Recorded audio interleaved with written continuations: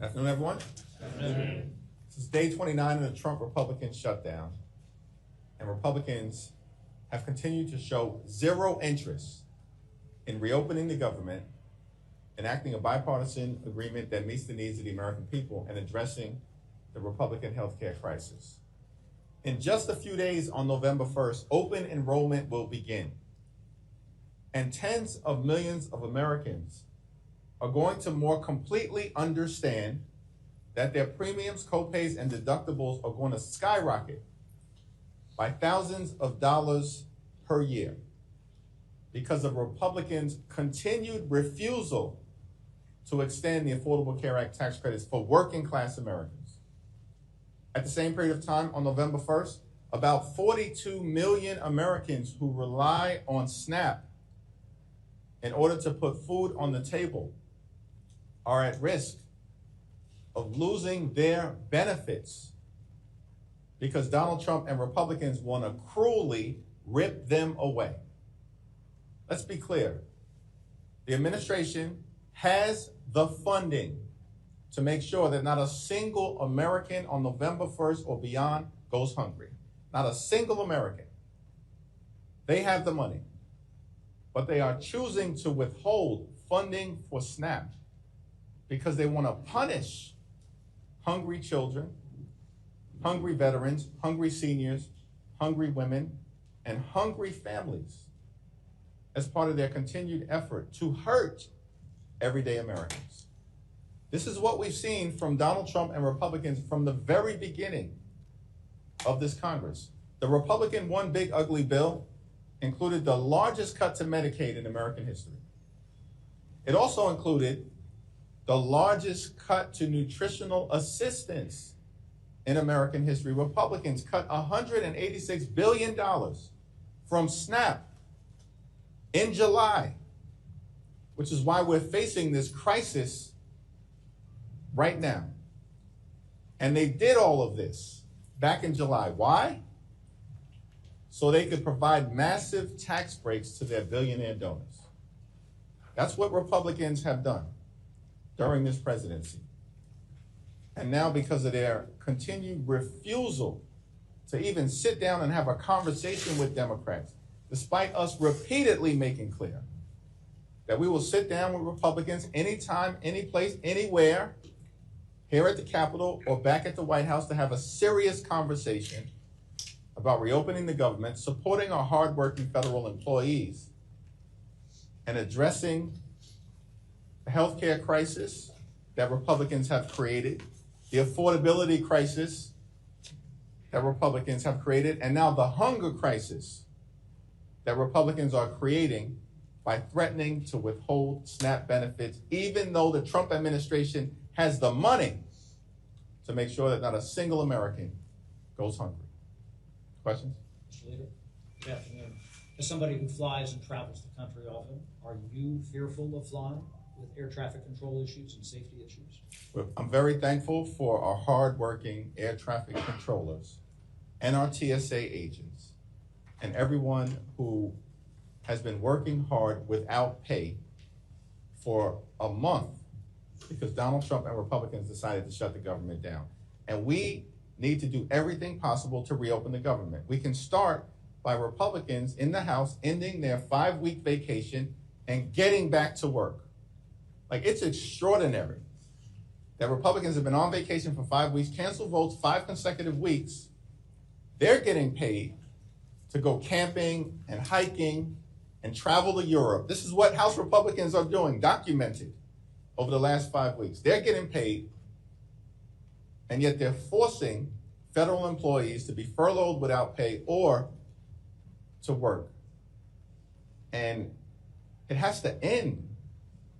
Like, Donald Trump needs to get serious, give permission to Mike Johnson and John Thune to sit down and negotiate with Democrats. That's all it takes. The personal concern about your own safety when you travel with somebody. I am very confident in the ability of hard-working air traffic controllers, TSA agents, and others who are continuing to do their jobs with the highest degree of professionalism.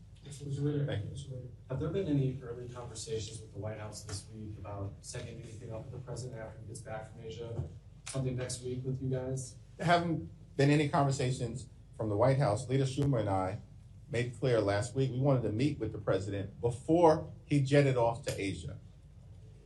And he's found time in Asia to meet with a wide variety of folks pretending to fix problems related to the tariffs that he has created. And he'll be back in the next day or so. He needs to sit down with Democrats. Like for 29 days, understand, Donald Trump has spent more time talking to Hamas and the Chinese Communist Party than he has in talking to Democrats on Capitol Hill to end the Trump shutdown, reopen the government, find a bipartisan path toward a spending agreement that actually meets the needs of the American people, and address the healthcare crisis that Republicans have created. That's an unacceptable thing to the overwhelming majority of Americans, that this American president, in the middle of a shutdown that he's created, while refusing to address the Republican healthcare crisis, can find the time to talk to Hamas and the Chinese Communist Party, but can't talk to people who represent half the country, including many Republicans in our districts who are being hurt by Republican policies. Michael? Thank you, Mr. Leader. Speaker Johnson this morning said that he's given up on leadership, referring to Leader Schumer and yourself, called you both irredeemable.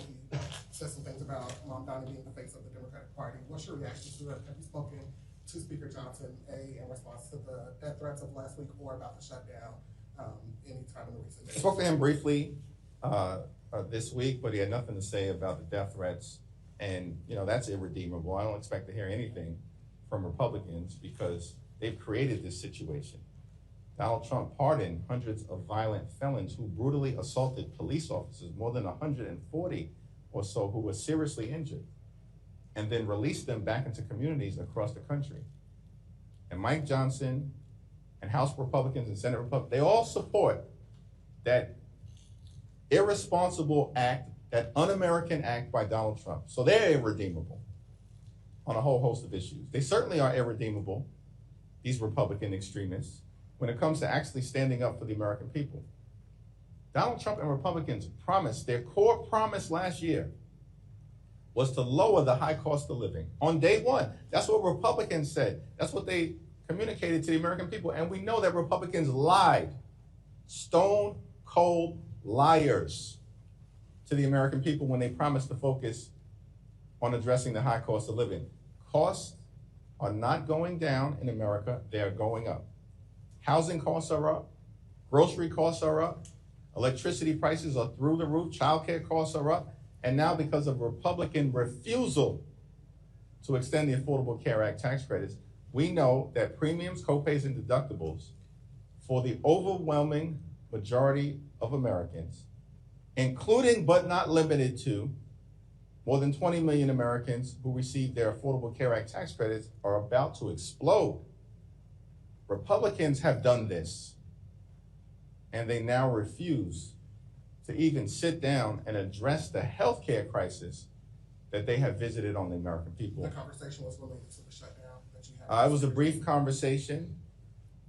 I reiterated our position as it relates to a willingness to sit down to find a bipartisan path forward, that we were going to continue to support our hardworking federal employees who they've been victimizing since January 20th, that we need to reopen the government, and we need to do it now, but we also need to address the Republican healthcare crisis. Our position as Democrats has been clear. We're not going to support a partisan Republican spending bill that continues to gut the healthcare of the American people. And by the way, we're not going to allow them to pretend as if they support nutritional assistance to the American people. They just cut $186 billion from SNAP, literally 2 or 3 months ago, in their one big ugly bill. Largest cut to SNAP in American history. The extremists on the other side of the aisle are irredeemable. That's why they're getting ready to go down in flames politically in California, in New Jersey, and in Virginia next Tuesday.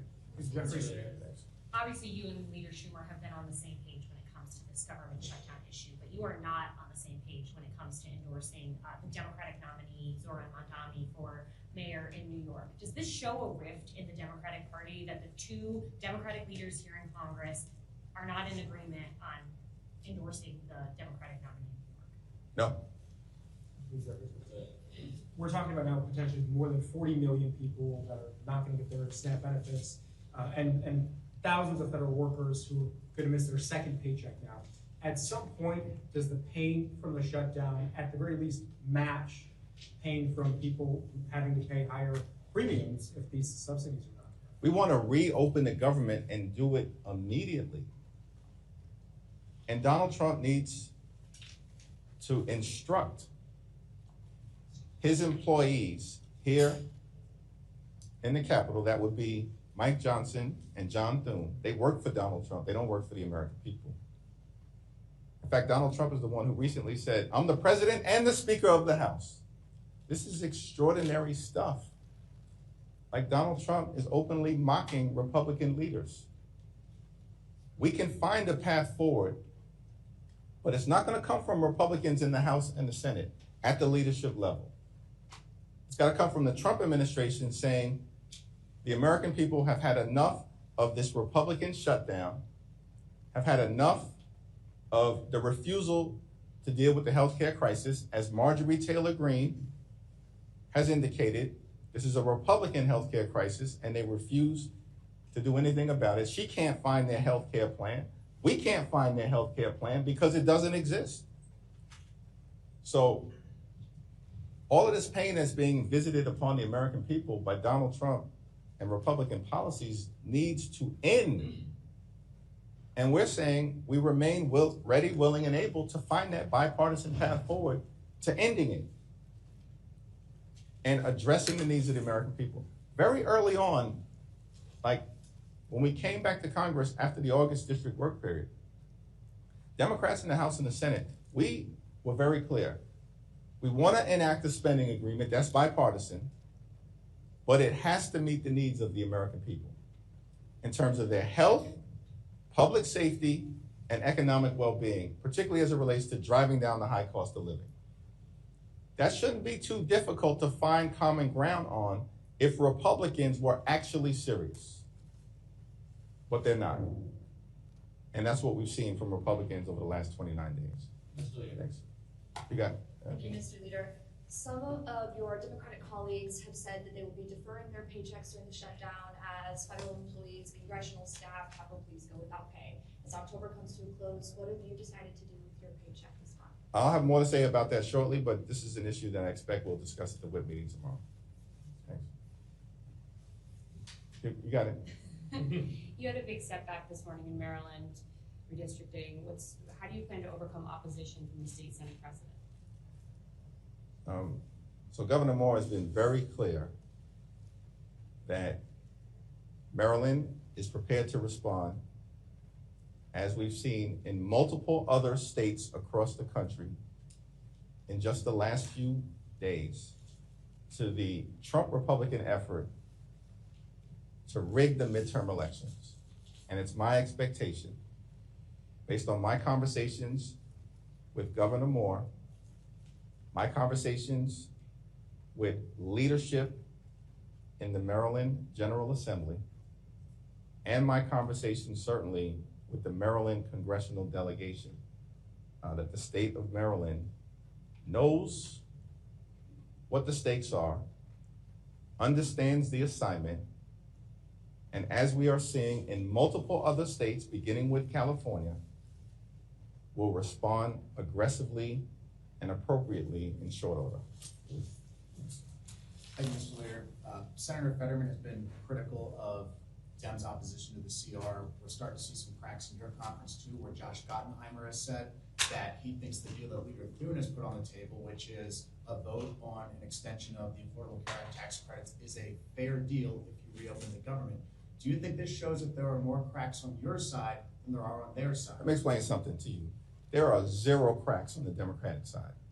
We are now 5 or 6 weeks into this, and we've been very clear from the beginning that we are going to stand up to lower the high cost of living for everyday Americans.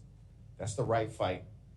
That we're going to stand up for our hard-working civil servants, our men and women in uniform. That's the right fight. And that we're going to decisively address the Republican healthcare crisis. And everybody on the Democratic side, certainly in the House, and our colleagues in the Senate have been tremendous on this.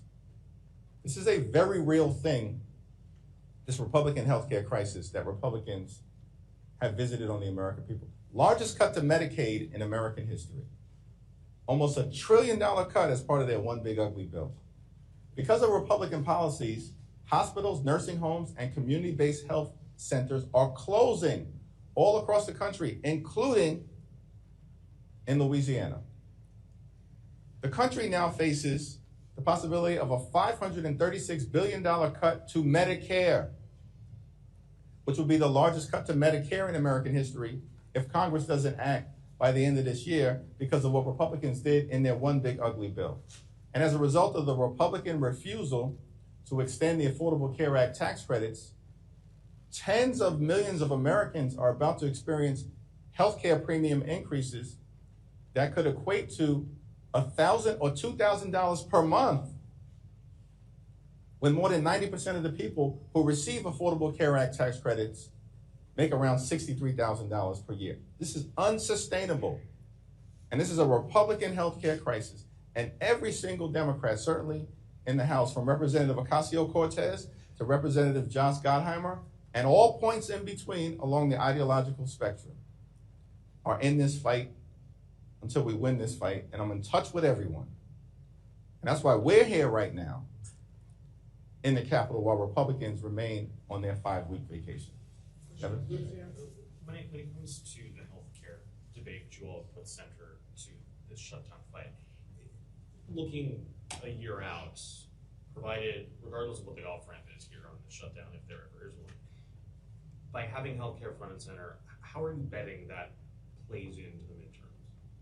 Well, we've made clear as Democrats that as we move forward in terms of our public policy agenda, that the American people deserve much better than what they've gotten from this administration, which has been an unprecedented assault on the economy, on healthcare, on nutritional assistance, on veterans, on farmers, on law-abiding immigrant families, on nutritional assistance, on the rule of law, and of course on the American way of life. And that we're going to focus as Democrats on lowering the high cost of living, fixing our broken health care system, and cleaning up corruption. Because we're experiencing corruption in real time here in America. Donald Trump and his administration make Richard Nixon look like a choir boy. That's the level of corruption that we've seen. And it hurts the American people because Donald Trump is more focused on rewarding his friends on Wall Street by doing things like finding $40 billion to bail out Argentina, and he can't find a dime to extend the Affordable Care Act tax credits, or is withholding billions of dollars in SNAP assistance that the administration has because it's been allocated by Congress in order to cause children in America to go hungry. That's Republican policy. But if I can just follow up, just one more fine point on it. Healthcare is a fight that you are happy to have heading into the midterms. This is not political for us.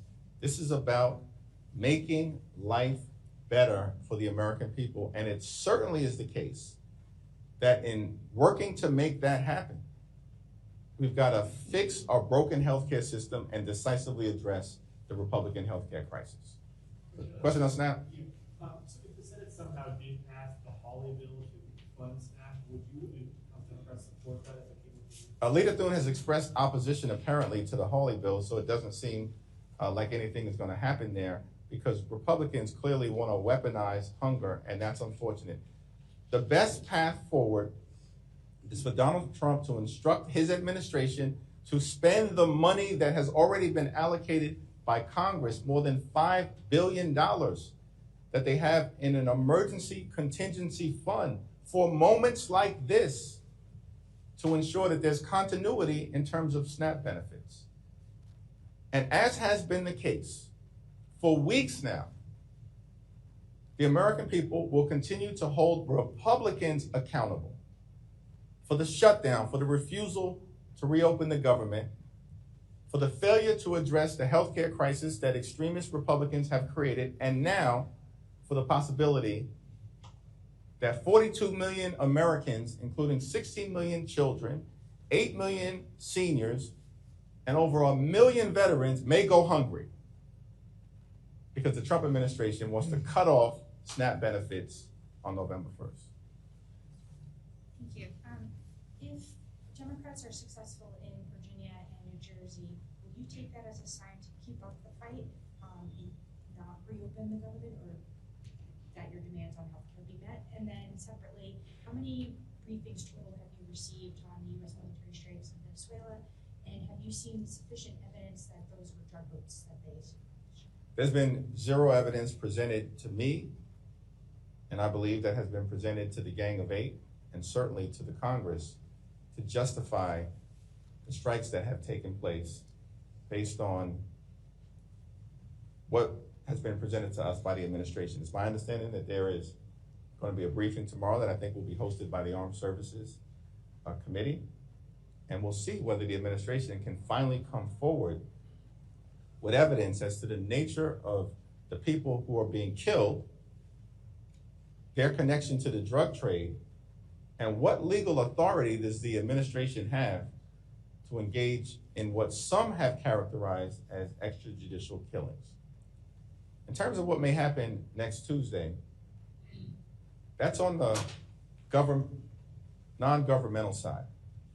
And our commitment to the American people from the very beginning of this shutdown drama that Donald Trump and Republicans have jammed down the throats of everyday Americans in ways that are causing significant pain is that we will find a bipartisan path forward to enact a spending agreement that actually makes sense for the American people, but at the same time addresses real needs of everyday Americans, working class Americans, and middle class Americans. That's who we're fighting for. Not the wealthy, the well-off, and the well-connected. We leave that to the Republicans. They do that well. We're fighting for everyday Americans, which includes addressing the healthcare crisis that is jamming them up. Now, what happens in Virginia and New Jersey and California, where I'm very confident that we will be successful, doesn't have anything to do, in my view, with the outcome in reopening the government. First of all, we need House Republicans to just show up for work. Are they coming back to Washington next Monday? It remains to be seen. And we need them to just simply commit to engaging with Democrats on Capitol Hill. Like, just give us a little bit of time. You've given Hamas time. Donald Trump has found time to give to the Chinese Communist Party, but can't spend a minute to reopen the government for the American people. While at the same time, we've seen Donald Trump bulldoze half the White House so he can create a ballroom where he will be celebrated by his sycophants like a king. This is extraordinary stuff. The American people know the Trump administration has gone too far. They are rejecting his policies, rejecting Republican policies. Republicans have broken every promise that they made on the campaign trail. Life isn't getting better. It's getting worse. The majority of the American people have consistently now said that the country is moving in the wrong direction. And as Democrats, we're committed to getting things back on track. Thank you, everyone. Thank you.